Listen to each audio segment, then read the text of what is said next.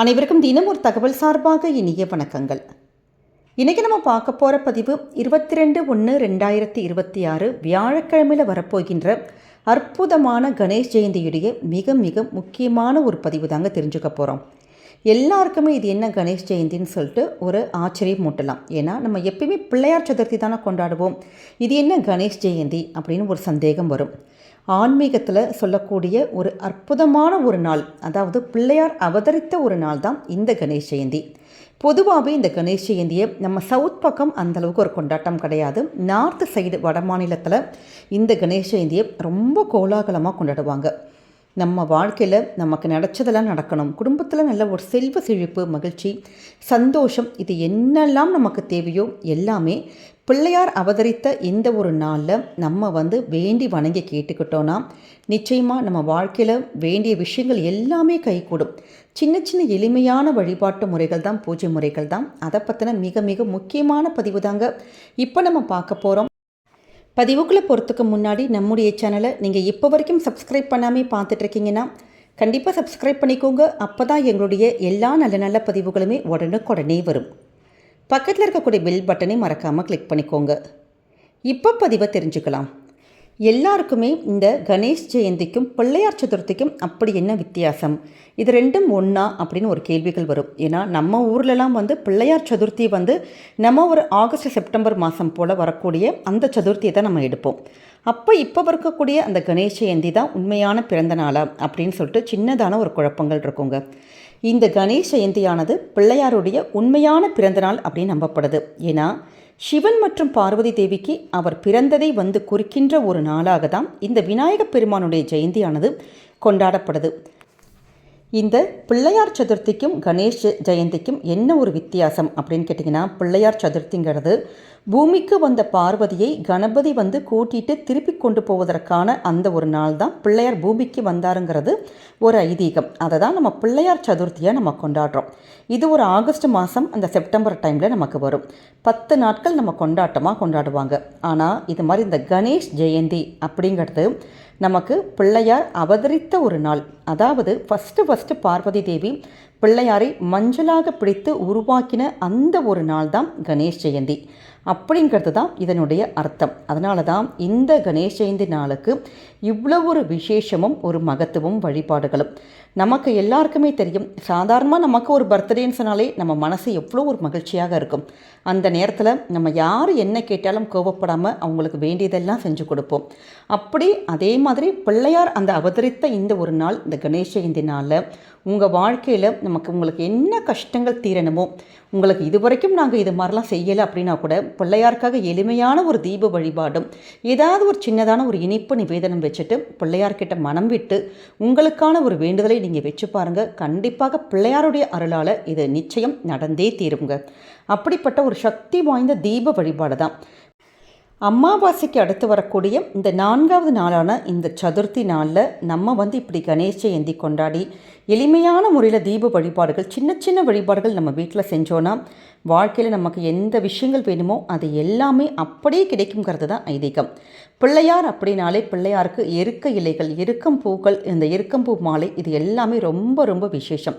உங்களுக்கு வாய்ப்பு இருக்குது அப்படின்னா நீங்கள் உங்கள் வீட்டு பக்கத்தில் இருக்கக்கூடிய அந்த எருக்கம் பூ இலைகள் ஏதாவது கிடைச்சதுன்னா எடுத்துக்கோங்க. இல்லாட்டி எருக்கம்பூ மாலை கூட நம்ம கடையில் கூட வாங்கிக்கலாம். ஆனால் எல்லா இடத்துலையுமே கண்டிப்பாக அருகம்புல் நமக்கு கிடைக்கும். அதனால் அருகம்புல் மட்டும் அன்னைக்கு மறக்காமல் பிள்ளையாருக்கு சமர்ப்பிச்சிருங்க. உங்கள் வீட்டில் பிள்ளையாருடைய சிலை அல்லது படம் எதுவாக இருந்தாலுமே அதை நீங்கள் எடுத்துட்டு அந்த படத்துக்கு முன்னாடி ஒரே ஒரு தீபம் மட்டும் நம்ம ஏற்ற போகிறோம். உங்களுக்கு எருக்க இலைகள் கிடச்சது அப்படின்னா அந்த இலையில் நீங்கள் மஞ்சள் குங்குமம் பொட்டு மட்டும் வச்சுட்டு ஒரே ஒரு இலை மட்டும் கிடச்சா கூட போதும். அதில் ஒரே ஒரு தீபம் அகல்ல நம்ம நல்லெண்ணெய் விட்டு ஒரு தீபம் மட்டும் ஏற்றுறோம்.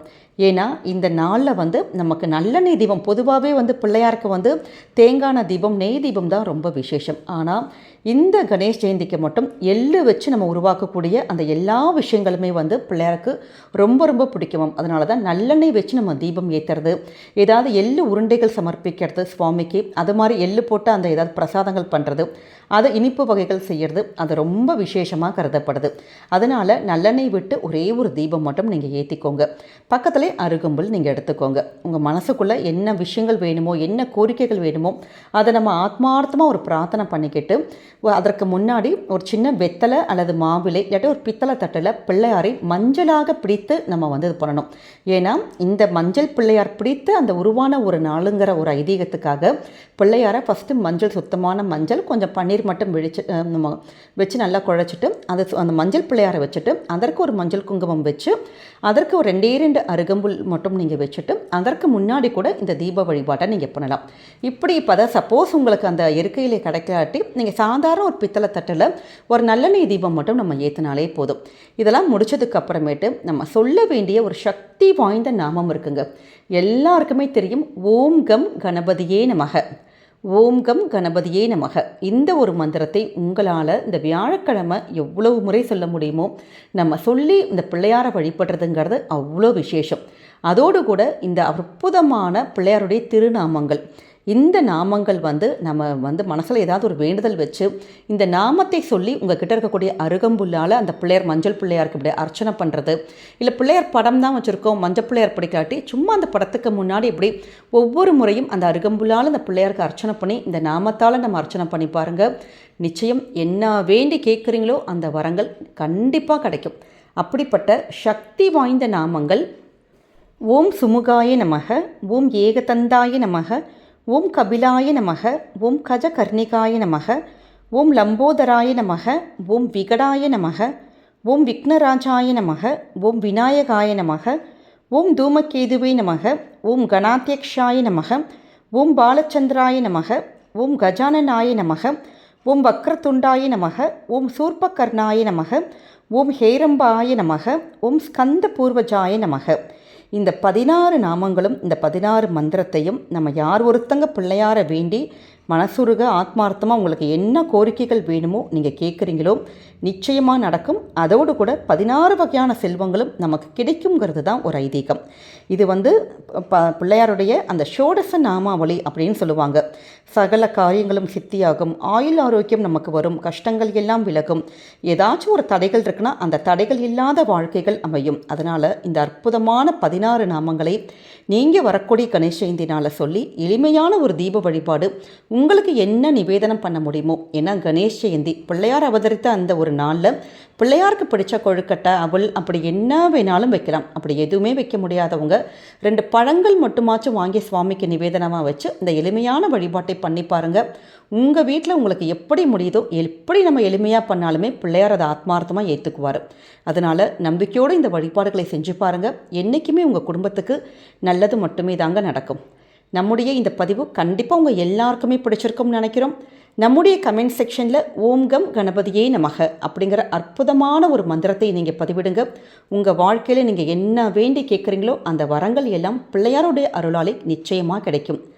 இந்த பதிவு நீங்கள் பார்க்குறதோடு மட்டும் இல்லாமல் உங்களுக்கு தெரிஞ்ச ஃப்ரெண்ட்ஸ் அண்ட் ஃபேமிலி மெம்பர்ஸ்க்கும் ஷேர் பண்ணுங்கள். அவங்களும் இதை பார்த்து பயன்பெறட்டும்.